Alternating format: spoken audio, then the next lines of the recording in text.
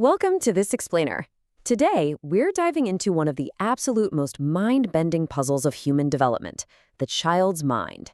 I mean, going from a nonverbal infant to a highly complex chatterbox in under 5 years is just an astonishing feat of cognitive architecture. And today, we're going to crack the code on exactly how it happens. Here is our roadmap for solving this developmental puzzle. We'll be covering the early learning puzzle, instinct versus conditioning, the active little scientist, the social connection, and finally, the modern synthesis. So let's jump right into part 1, the early learning puzzle, unlocking the under 5 mind. The central mystery driving our whole investigation today is this: how do children learn so incredibly fast? The remarkable speed, and honestly, the apparent effortlessness with which infants master their native language is a massive developmental puzzle. What makes it even more baffling is that they manage to become completely proficient communicators despite the widely varying quality of the language input they get from their environments.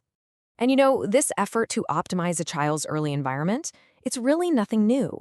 Take this 1900s newspaper clipping from the Pingelly Kindergarten down in Australia.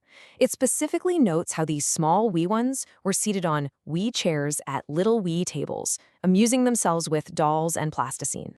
This shows us that well over a century ago, educators were already setting up these highly specific, structured environments to facilitate early learning through play. It is genuinely amazing how familiar this setup looks to us even today. The philosophy behind those little wee tables goes back way further, actually, echoing the 18th century philosopher Jean-Jacques Rousseau. He championed the idea that nature requires children to be children first. This romantic view of childhood innocence laid some really deep groundwork for seeing play as a child's most natural state of learning. Thinkers like Rousseau and later Friedrich Froebel, who created the very first kindergarten, they strongly believed that kids learned best when their inherent capabilities were just allowed to naturally unfold through play, rather than through rigid, top-down adult instruction. Which brings us to part 2, instinct versus conditioning, the great debate. As psychology became much more scientific in the mid-20th century, researchers began to deeply question this whole idea of natural unfolding. And this sparked a massive clash between two totally opposing ideas. Basically, is language just a set of conditioned habits we pick up from our environment, or is it an innate biological instinct? Well, on the side of the environment, we have B.F. Skinner. His 1977 model of operant conditioning argued that language is learned purely through environmental reinforcement and imitation. Skinner essentially posited that caregivers shape a child's speech through positive reinforcement. So if an infant babbles something that kind of sounds like mama, the mother smiles, gives praise, maybe hands over a toy, right? That positive reinforcement effectively conditions the child to repeat the behavior. They build language incrementally, just like any other set of habits. Now, we have to give credit where it's due because conditioning works incredibly well in specific contexts. The major strength of behaviorism is that it gives us a very straightforward explanation for how infants acquire their first basic vocabulary words. Direct imitation is highly observable. Kids absolutely do copy what we say. Plus, the principles of behaviorism are still heavily utilized today because they are highly effective in structured, clinical, therapeutic interventions, particularly for kids with developmental delays like autism. But behaviorism hits a solid wall when we look at typical everyday development. It completely fails to explain the incredibly rapid and entirely creative nature of how kids actually use language. Children are constantly producing novel sentences they have literally never heard before in their lives. This is perfectly illustrated by the drinked versus drink problem. When a toddler says, "I drinked the juice," they aren't imitating an adult because adults don't say drinked. Instead, the child is actively overgeneralizing a mental grammatical rule about past tense. This proves they are doing far, far more than just forming conditioned habits. And this exact flaw is what led the famous linguist Noam Chomsky to completely demolish Skinner's theory in a legendary 1959 critique. While the behaviorist model relies entirely on environmental input, Chomsky introduced the nativist model, which argues for an innate faculty. Chomsky pointed out something called the poverty of the stimulus, meaning the everyday language kids hear is often messy, ungrammatical, and frankly, too impoverished to fully explain the incredibly complex grammar rules they managed to perfectly acquire. Therefore, he argued, our capability for language must be independent of external stimulus. To explain how this actually works, Chomsky introduced the concept of the language acquisition device, or LAD. He argued that human children are born with a specialized biological language organ in the brain. Now, this LAD is thought to contain a universal grammar, basically a pre-programmed knowledge of the abstract rules common to all human languages. Because of this innate device, infants can instantly filter all that messy environmental data they hear and rapidly extract the correct, complex grammatical rules for their specific native language. It's like they're born with the source code already installed. All right, moving on to part 3, the active little scientist, Piaget's cognitive revolution. Enter our next major theorist, the Swiss psychologist Jean Piaget. Piaget looked at both Skinner and Chomsky and basically offered a completely different path.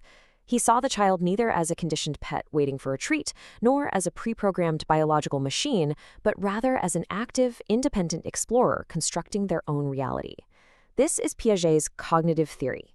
It posits that language isn't a separate, specialized module in the brain at all. Instead, language emerges as a reflection of a child's broader cognitive development.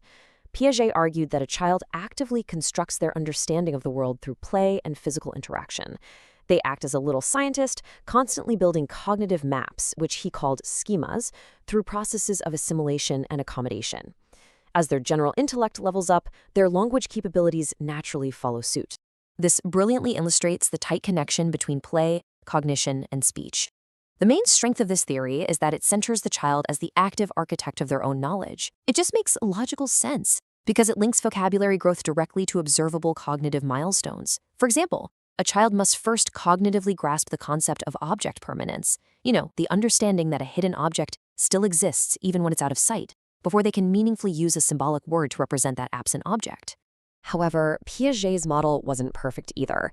Later research proved that he actually vastly underestimated infants' early cognitive capacities. They often grasp complex concepts way earlier than his stages suggested. His work was also critiqued for relying heavily on observations of his very own children, which, let's be honest, introduces a bit of potential bias. But most importantly, Piaget missed a vital piece of the puzzle. He completely neglected how profoundly culture and social interaction shape those cognitive milestones. He basically viewed learning as a solo journey. And that massive oversight brings us to part 4, the social connection, learning as a collaborative act. If we look at things historically, we see a huge shift in how we view pedagogical play and learning. In the 18th and 19th centuries, classical theorists focused on play as a purely natural, individual unfolding. In the early 20th century, Dewey starts to introduce the child as a socially active participant. In the mid-20th century, as we discussed, Piaget and Skinner were super focused on individual, cognitive, or behavioral stages. But then, in the late 20th century, we get this massive shift called the social turn. Spearheaded by the work of Lev Vygotsky, this definitively shifted the focus to understanding learning as a deeply collaborative, socially mediated process involving adult guidance. Vygotsky introduced this incredibly powerful concept known as the Zone of Proximal Development, or ZPD. Basically, it's defined as the gap between what a child can achieve completely independently and what they can accomplish with the assistance of a more knowledgeable other. Vygotsky argued that adults shouldn't just sit back and watch kids play. They provide a temporary instructional scaffold. By offering hints, asking questions, and modeling language, adults actively elevate a child's cognitive and linguistic skills way beyond what they could ever reach on their own. This quote right here embodies the core Vygotskian principle. Learning is inherently collaborative and cannot be separated from its social context. This is where we realize that the adult's interaction is the key to unlocking a kid's potential.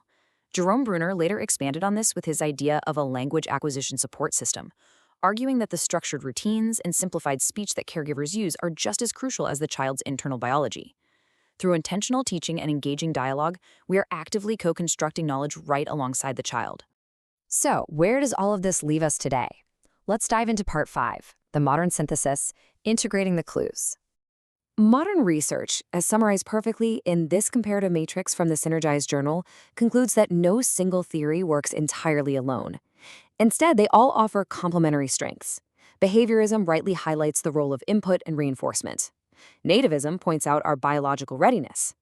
Cognitive theory links language directly to intellect, and social interactionism proves without a doubt that we need a rich social environment to truly acquire complex communication. It's not an either-or, it's an all-of-the-above situation. Today's contemporary post-developmental approach takes the best of these ideas and integrates them. For instance, Michael Tomasello's usage-based theory argues that language structure emerges directly from everyday communication and pattern finding. He relies on general cognitive skills rather than a purely innate, pre-programmed universal grammar. We now view the child as a highly competent, socially active co-constructor of knowledge. And crucially, this view tells us that just giving a kid a sandbox isn't enough. True pedagogical play requires sustained shared thinking. This means educators and parents must actively engage in deep, back-and-forth conversations with children to help them master complex content. So I'll leave you with this final thought. If learning is indeed a co-constructed social act, we have to ask ourselves, how are we scaffolding the young minds in our own environments? The puzzle of the child's mind isn't just about passively observing how they learn naturally on their own. It is fundamentally about how we intentionally guide, support, and converse with them during their play. Ultimately, our interactions are the building blocks of their minds. Thank you so much for joining me on this explainer. I really hope this journey has sparked your curiosity to go out and learn even more.